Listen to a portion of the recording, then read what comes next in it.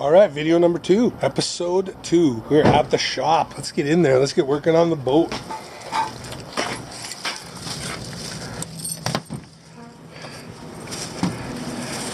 Lights on. All right, so today we're gonna vacuum it out, get all the big chunks out of there. We're gonna hook it up to Wendy's truck. We're gonna take it for a little rip over the car wash. We're gonna pressure wash this whole thing out. Normally I would do it in my driveway. Up here in Canada, it's a little cold for that. So we're gonna take it to the car wash it out, dry it out, and then we are gonna start bedlining today. Need a battery. Battery.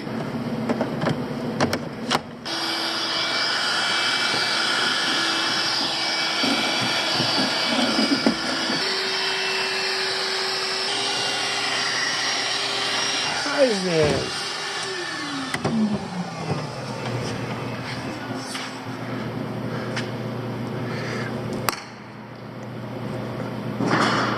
Ten points! 10 points!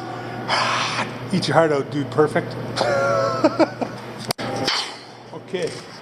Got the temporary lights hooked up.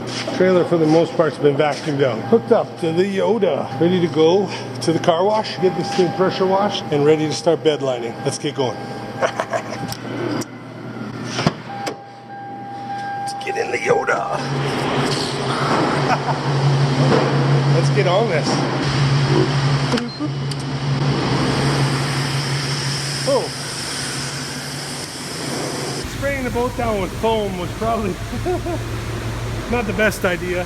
Impossible to blow the foam out of there. A lot of the paint came off the sides. I exposed this here. I don't know where that is. If any of you know what that is, let me know. Let's head back to the warehouse and get working on the boat. Anyway. Okay, good idea, bad idea, I don't know. Trailer, and the tires came out nice. Trailer exposed a lot of rust we're gonna have to deal with. All that vacuuming, and when I got to the car wash, it just found everything that was in the grooves. I got in there, but another problem I had is this thing was just full of soapy water. Look, another golf ball. Ready?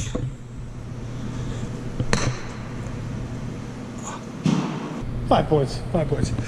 Anyway, I'm gonna have to let this dry now and re-vacuum everything. But the good news is I got the majority of the gunk out. The seat went from camouflage to winter camouflage. A lot of this paint was coming off, and we found this. I don't know what that is. Gotta say, all in all, pretty happy with the progress. A little upset that I'm stuck and I can't go any further because the boat is full of soapy water and because I gotta vacuum again. But at the same time, I got lots of time. I don't think Corona's going anywhere anytime soon. So the boat tipped so the water drains.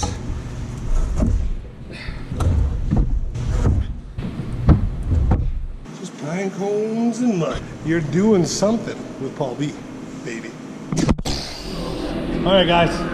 You can hear music in the background. I'm gonna keep talking, so I don't think I'll get copyright infringed, but I can't work in my shop without music in the background, so we're all just gonna have to bear with it. You guys saw I washed the boat. It's now 2 days later. It took forever for the boat to dry out, and look at all the new debris. It's unbelievable how much debris came out from underneath each of these holes. So we're gonna get started. I won't bore you guys, but more vacuuming. We're gonna get this boat spotless. I'm gonna give it a quick wash with some TSP to get rid of any oils and things like that. And then we're gonna bust out the sprayer. We're gonna bedline the whole inside of this. 1, to get rid of that rattling, drumming when you hit the water. Number 2, any little rivet leak anywhere is gonna be sealed. Nothing to worry about that. So it seals the boat. Also just helps put a little weight, get rid of a little bit of that drum. Let's get on it.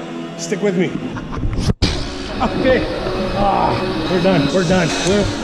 I don't know about you guys. Vacuuming gives you great results. There was, oh, look at that.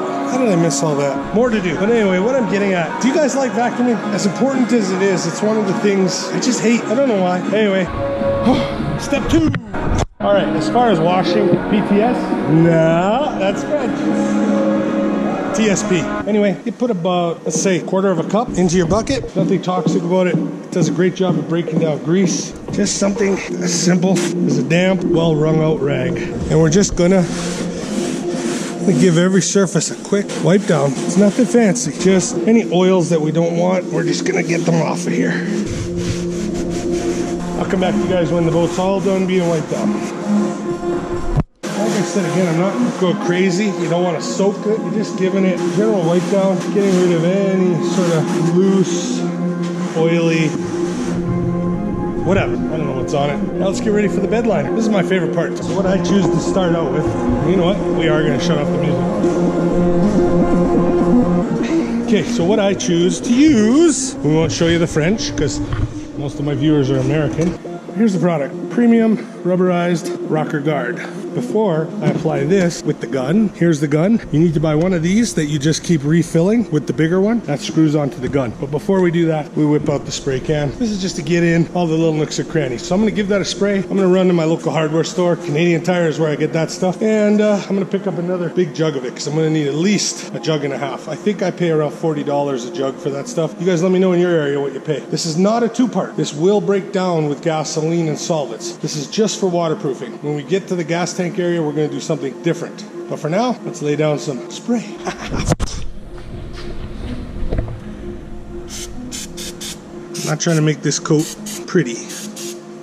I'm trying to just sort of pre-soak. This is quite a bit thinner than the stuff we're going to spray later. So what I'm doing is just getting a pre-soak heavy on all the areas where there's any kind of penetration.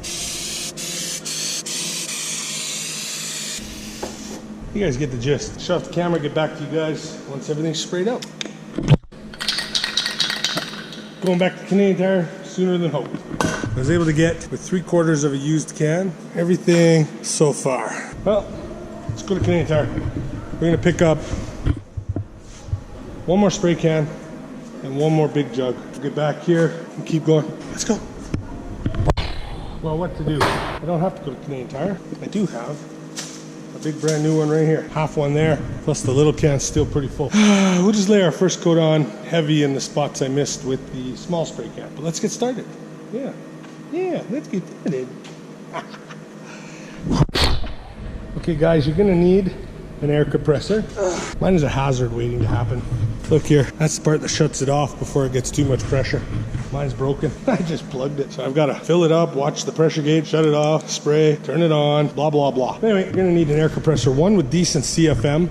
Little guy like the one on the table is just not gonna do it. You're gonna need your air hose. You're gonna need a power source. Let's get set up.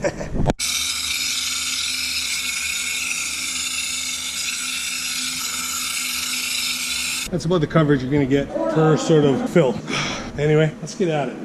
I would do a time lapse. I don't want to bore you guys. I'll show you when we're done. Saw the process. We just continue that through the whole boat till we get to the back. Let's get at it. I got a lot of work to do. Okay guys, I made it to here with that one new canister. So whether I like it or not, we're going to Canadian Tire. So we're gonna need to finish the little bit here, the back, not the transom, the sides, the deck, not the seats for now, and this side. I figure we're gonna need at least one more big container, and I might get 2 spray cans just for the finicky little spots. So back we go. Time to head to Canadian Tire. Gotta clean up this stuff, get ready for tomorrow. So unfortunately, this is where we've been left. First coat up in the front, half a coat back here, half a first coat back here. We still need to do all that. That right up to the edges, not including the seats tomorrow. No. Tomorrow we're going fishing, so we can't finish the boat. But you can watch for that episode too. We're heading down to meet John Smart and Big Mike Galloway and Bretsky Davies, the author of Fishing with Paul B, down at Gull Lake. No, down at Pigeon, no. Down at Pine Coulee to fish for walleye, pike, and rainbow trout. That'll be Fishing with Paul. But right now, let's time warp past my fishing trip. Before magic of tomorrow. I'm looking, and it's just not drying the same. And I ask myself, why is that not drying the same? I have made this mistake before. This is rubberized rocker guard. And if you're not careful, right next to it is a product that doesn't really dry. Rubberized black asphalt coating. Might have to actually wire brush all those spots and go over them with the proper product. Dang! Pay attention to the details. Anyway, time warp. See you next time we're working on the boat, which is right now.